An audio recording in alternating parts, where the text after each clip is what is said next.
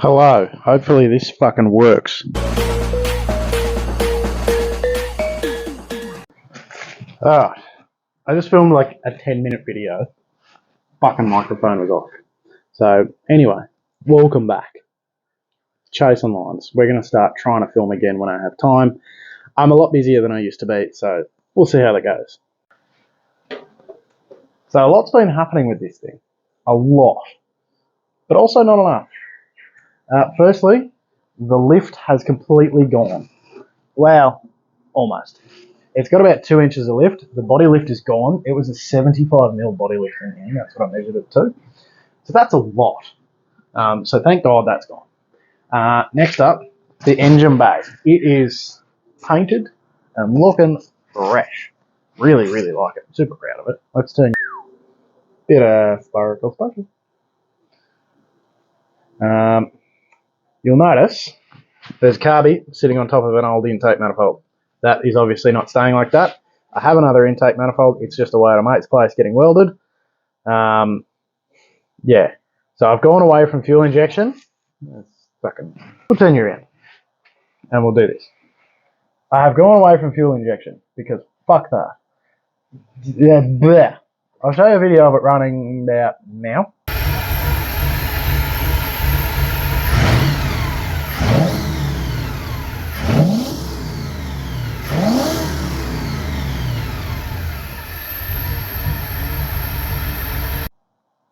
There. Yeah, it never ran right with the new intake manifold and the injection. It was not happy. For whatever reason, it was just not working. So what I've decided to do, old school, carby. I know how to use them. I know how to work with them. I can do that. I mean, you tune it with a screwdriver. So it's not some old antiquated fucking 80s, 90s computer bullshit out of the original Commodore. Because like the whole Commodore loom was in here and it was just gross. So yeah, remove that. That's all fucked off, thankfully. So I got a Holley 650 4-barrel carb. Very, very basic. It is a Facebook Marketplace find. Love it. Yeah, so I got a high-rise single-plane intake manifold. There's some discussion on how great they are compared to twin plane or dual plane, whatever you want to call them. But we'll see how it behaves when I've got the intake manifold back. Hopefully that's sometime next week. I don't know, we'll see how we go. I've done fuel pressure regulator because you have to for a carby. Well, you should always regulate your fuel pressure anyway. I have cut out some holes in the engine bay for the shock towers to come through because they are tall boys. There's one over there too. All of the wiring, bar a couple of things, has completely gone. So I've got fuse box here. I don't love it being there, but you know, you deal with what you got. I need to clean up that wiring. I'm not going to hide anything for you. That wiring is gross. I'm going to clean that up. Accelerator cable, I'm not going to pull on it because that'll just fall off. It's not sitting on anything. Look. The air cleaner lid, it does look good on the camera, is sparkly because I'm a sparkly boy. I have been using this cool stuff. This is called Car Builders ProLume. I don't think I have a box for it anymore, but yeah, Car Builders ProLume. So basically, it's like this stuff, and you just feed your wiring in there. So I'll just peel that out a little bit so you can see. You just feed your wiring in there, and you can sort of do it one-handed. It's probably best to do it with two hands, but sort of get the point. And then all you do is you use their foam tape, and you tape it off, and then it's nice and tidy. All the wiring that's been removed, most of it was from the injection system, but then there's a couple of these. So this is like all starter and fuel pump trigger and all that sort of shit. As far as fuel pump, I might actually put it on a switch just so it's simple. And the ignition will need the Dizzy will need, or coil will need its own power too. But I don't know if You can sort of see. That's a lot of fucking wiring that I just ripped out. It's very good to see that not be there. Because I hate wiring. I like doing the actual wiring part. I hate looking at wiring. So if I can have it minimal wires, I love it. It's the best. I'll show you around the car a little bit.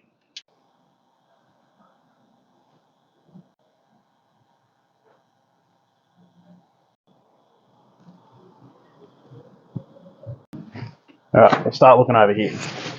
I think I showed it in video, I don't remember. There was a fuckload of rust in this car. So along here, basically this whole corner, from about here all the way to that corner there, where the bumper splits, was rusty. There was holes, it wasn't just like surface rust, it was, you know, I could put 2 fingers straight through it. It didn't love it.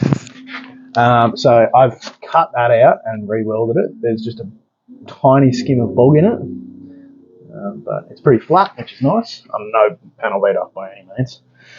There's a small dent here, still a tiny bit, but I could probably sand the rest of it. Another dent here, which I didn't notice until after I'd finished sort of just chucking a rattle can over it. That's okay. There was rust here under the fuel flap, and a lot of it. So basically from there to there, like the whole size of the fuel cap there, was cut out and removed, and I had to make a new section. I didn't film any of this because I was just lazy and I really didn't want to. I kind of just wanted to do some work.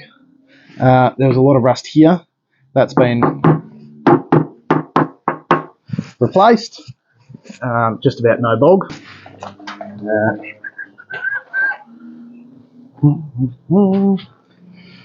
Don't mind me, I'll just scooch around. There was rust here as well. That's been removed, cut out and re-welded. Under the car, we have got no lift, as I said. We're on stock shackles. We currently have no shocks, but that's being worked on. I'm actually going to replace the rear diff because this has got disc brakes on it, and I want to go back to factory drums. Don't ask why. It's a good idea in my head. If anyone knows how to remove these old fucking stickers, because they are like on there. And this is like from there to there. It's like 2 hours of work just trying to get them off. That was with caramel wheel, thinners, terps, heat gun, you name it, I tried it. The exhaust had a bit of a mishap. When I took the body lift out, I didn't realise that the exhaust was going to touch the bumper, and it touched the bumper and melted it. So you can see it's fucked. That's alright. I got another canopy, so I've got 2 at the moment. This one had a wing, which is kind of cool. Never seen one before. We have tidied up the interior. It doesn't look like it, but I actually have. Well, I didn't. Someone else did for me. Yeah, the interior is sort of as it was. It needs a center console and radio and all that shit, but that shit just doesn't matter at the moment. I just don't care. I just want to see it running and driving. Oh, it has such a good slam. A lot to be said for a good slam. Sparkly as heck in the engine bay. This is all of the wiring that's going to be on this side of the car. That's a brake line over there. There's battery line coming in underneath the car, going to the starter, which is there, and then to the alternator, which is here. Also, I got a new alternator. It's currently very, very dirty, because everything is dirty. And then there's only this, which is to the windscreen wipers. I'd love a new windscreen wiper motor. We'll see.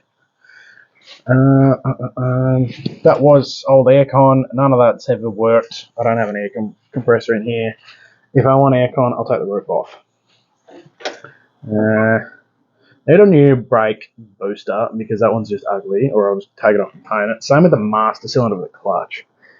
Kinda wishing that this was an auto, because autos are more fun in my opinion, but you know, whatever. I'm not using this car for wheeling, so it really doesn't matter clutch or no clutch.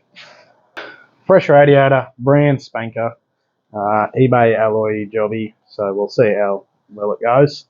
There is radiator hoses somewhere, but they're just out at the moment because the intake manifold has all of that. Intake is at a mate's place. I think I already said that. Repeating myself because I've filmed this twice already. The first time I forgot to turn microphone on. So I'm really sorry. Where the fuck have I been? I've been really busy. I got a new job. I've got a million other things going on at the moment. I've been working on the car, but I've just been chipping away when I have time.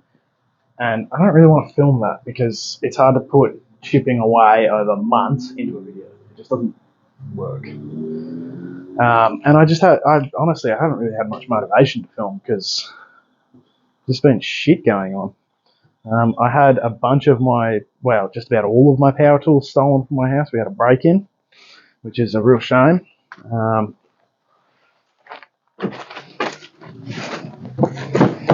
The fridge lives on the back seat now because, sandwiches. Back seat fridge. Got some lunch, bits and pieces. There's a Slimline lithium behind the back seat. Can't show you that because I'm not going to bother. Doesn't matter. We got this little touch panel, which is cool. UHF there and UHF there. Look at all that mess. If you're a tradie or you know tradies, you understand that. So yeah, that's where I've been. I'm sorry that I haven't filmed. Whatever. I will try and be better. I've still got a lot going on at the moment. There's big things in the works. Some of it's car related. A lot of it's just going to help with car stuff. So big things coming. I know every fucking person on YouTube says, "Oh, I got big things coming. I got big things coming." There's actually something big coming. It's not a car, but it might be a place to work on said cars. That's pretty cool.